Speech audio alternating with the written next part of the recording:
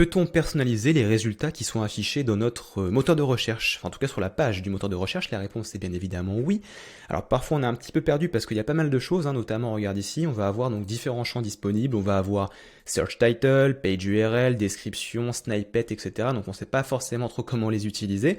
On a aussi également le champ Image, donc juste ici, donc Search Image. Donc en fait, déjà il faut comprendre que ce que tu vois à l'écran, ça se comporte là comme une liste de collection standard. C'est-à-dire que c'est une liste dynamique qui est spécialement faite pour le moteur de recherche. Donc ici, si je déploie ma hiérarchie, regarde bien, on a list wrapper, list item et les éléments dans l'item.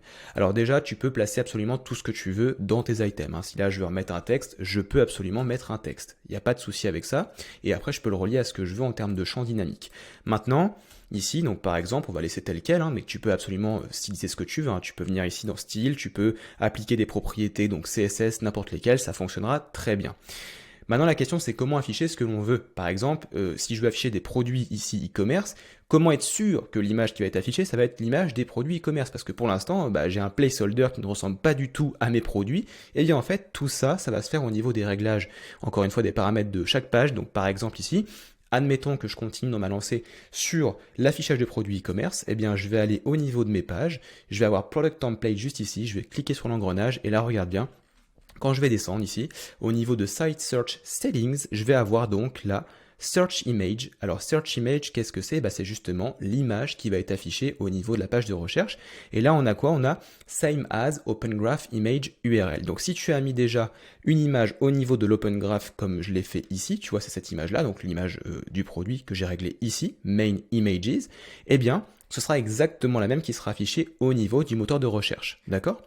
Après, du coup, on peut très bien la dissocier, on peut donc décocher cette case, choisir une autre image, donc par exemple tu peux retourner dans ta base de données ici, donc là on va faire une petite sauvegarde, tu vas aller, donc pardon, e-commerce, pas CMS, product, tu vas rajouter un champ, par exemple ici, add field, tu mets une image et tu mets image pour site search, tu vois, quelque chose comme ça.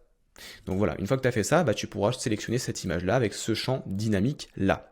Maintenant, on passe du coup aux autres éléments dynamiques. On va avoir donc le titre, ici le title, ça correspond simplement à ce qui va être ici, au niveau, regarde, des site settings, du pareil, donc ici, site search settings, tu vas avoir donc search title, avec le meta title qui a été donc rempli de base ici. Si c'est pas fait, malheureusement, tu n'auras pas donc d'éléments affichés ici. Tu peux également le dissocier, donc tu peux mettre ce que tu veux ici, encore une fois en créant un champ personnalisé au niveau de la base de données e-commerce. Pareil ici pour la description. Alors la description, tu verras que c'est un petit peu particulier, je vais te montrer pourquoi. Donc là, on va prendre ici la même chose que le meta title.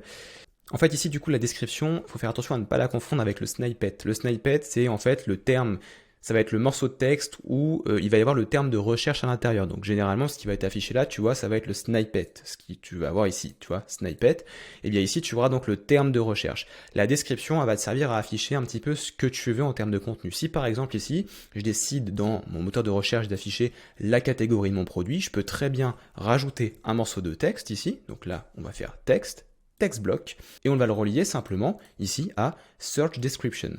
Maintenant, ce qui reste à faire, c'est aller au niveau, par exemple ici, de Product Template. Je descends au niveau, tu vois, de Search Description. Alors bien évidemment, de base, le champ est vide. Et en fait, ici, je vais pouvoir ajouter le champ dynamique de mon choix. Par exemple, ici, je vais prendre, donc, comme on l'a vu juste avant, le nom de la catégorie. Parce que bien évidemment, dans ma base de données e-commerce, j'ai déjà relié mes produits, je te montre, à mes catégories, donc juste ici avec un champ référence. Et du coup, je peux afficher comme ça, mes catégories. Alors, bien sûr, je peux styliser. Là, j'ai mis qu'un petit morceau de texte, mais on peut très bien venir lui mettre ici search-catégorie, comme ceci. On peut venir lui mettre un petit peu de padding, 0,5 rem de chaque côté. On peut venir, par exemple, lui mettre un fond. Et là, allez, un petit tag rouge, c'est absolument abominable, mais c'est pas grave, ça en noir, et voilà du coup j'ai un tag de la catégorie. Si bien sûr je veux afficher une autre information, il me suffit de changer le champ qui est dynamique au niveau des paramètres de la page. Dernier point que tu peux personnaliser, c'est également au niveau des paramètres de la liste ici, tu vas dans Settings, et là tu vas pouvoir gérer le nombre de résultats de recherche, donc le maximum c'est 60, comme ça, mais tu peux très bien dire, bah j'en veux que 22 par exemple. Et tu peux également régler la longueur du snippet, parce que là comme tu peux le voir, il y a quand même pas mal de texte, si tu veux le diminuer, donc tu peux jouer avec les caractères qui sont là, regarde bien, hop, ça diminue les caractères pour avoir un nombre maximal. Et tu peux bien sûr surligner le terme de recherche dans le snippet, en cochant ou décochant directement cette case.